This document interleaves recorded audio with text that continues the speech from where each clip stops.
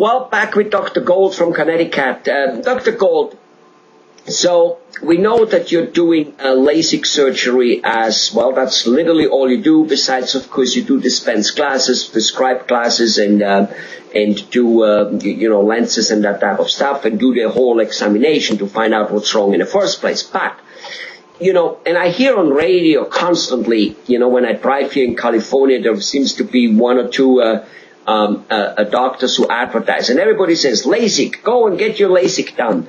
And frankly, I don't know why I would go and do a LASIK, simply because I don't know what it fixes. So tell us, please, what does a LASIK surgery fix? What does it not fix? Can you do that, please? Can you shed some light on that? Laser vision correction can eliminate nearsightedness, farsightedness, and astigmatism. And what is astigmatism? What is that? In astigmatism, the optical surfaces of the eye are not particularly round. They're more shaped like a football. And that causes blurred vision. So it causes what? Say that again. It causes a significant blur of the vision.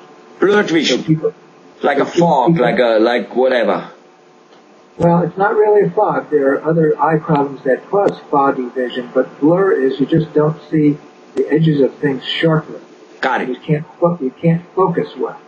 Got it. So it interferes with driving, it interferes with seeing television, it interferes with reading, working on the computer, seeing movies. And all of these things are interfered with by either nearsightedness or farsightedness or astigmatism. In nearsightedness, people can see close up, but they can't see far away without their glasses or contact lenses. Okay. In farsightedness, it's just the reverse. And in astigmatism, the vision is blurred at all times. So I see. So it wouldn't matter. So basically, astigmatism, a person who is farsighted can have it, and a person who is nearsighted can have it. Yes.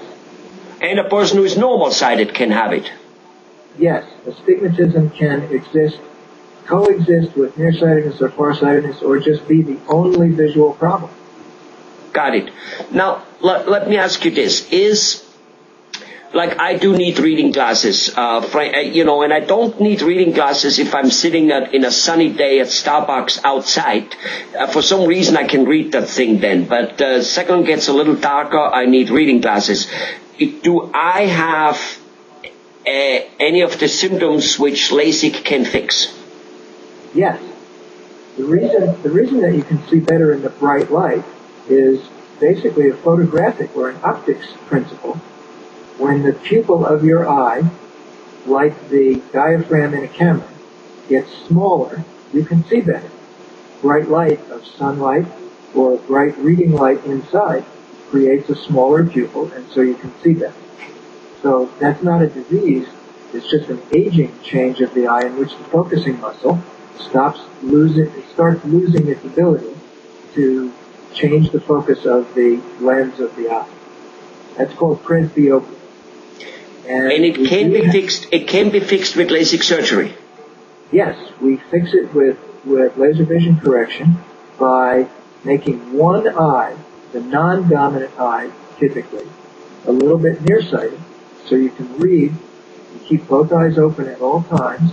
It's called monovision, and it takes more time for the doctor to explain that to the patient and to test the patient for it to make sure the brain will tolerate it. And so the majority of LASIK surgeons don't bother with it, but I do. And so I treat a lot of patients from our area for monovision with laser vision correction. So basically, if I would do this operation, needing reading glasses, which frankly I'd rather not, for many reasons. Do you understand? Good looking, I'm a very vain guy, as you can see, is one of them. And I don't look intelligent with glasses because, if you're not, you don't look like that, so it doesn't really matter what you put on. But anyway, the point is, I'd rather not, if I don't have to. So it would work for me. Tell me this, how long would it last? A year, 2, 10, forever? What are we talking about? Does it depend on the age you are, or what's the deal there? Once you're dependent on reading glasses, monovision lasts indefinitely. It does not wear off. Monovision does not wear off.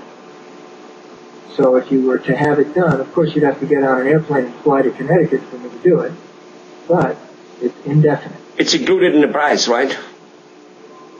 The air flight. Yeah, absolutely.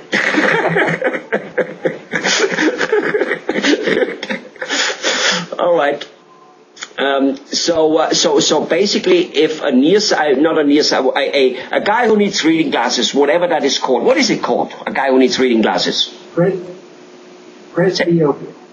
Okay. So a guy who needs reading glasses, I won't pronounce the word you just said. A guy who needs reading glasses can get a Lasik surgery and be done as long as his life lasts, except if he might be, not getting any other diseases in his eyes, I suppose.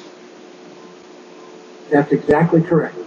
Wonderful. That's great. So, a blur vision is an indicator. I'm not so sure it's 100% for sure, but it's an indicator that a person has stigmatism and that a person can't be fixing it with LASIK.